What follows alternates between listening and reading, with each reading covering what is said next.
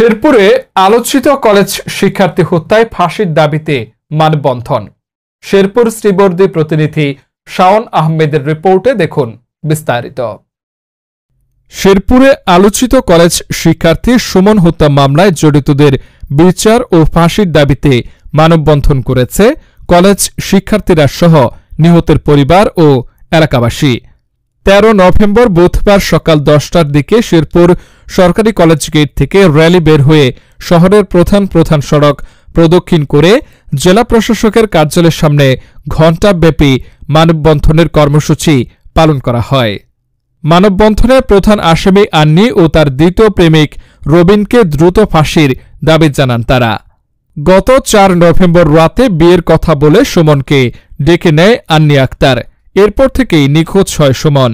ওই রাতে সুমনের বাবা বাদী হয়ে শেরপুর সদর থানায় অপহরণ মামলা দায়ের করেন। তদন্তের পাশাপাশি পুলিশ অভিযান চালিয়ে প্রথমে আন্নি ও তার বাবাকে গ্রেপ্তার করলেও সুমনের খোঁজ পাওয়া যাচ্ছিল না। পরে সোমবার রাতে আন্নি আক্তারের দ্বিতীয় প্রেমিক রবিনকে ময়মনসিংহ থেকে গ্রেপ্তার করা হয়। জিজ্ঞাসাবাদে রবিন স্বীকার করেন সুমন মিয়াকে মেরে শহরের সজবর খিলা এলাকায় তার নিজ বাড়ির উঠানে লাশ মাটির চাপা দিয়ে রেখেছেন।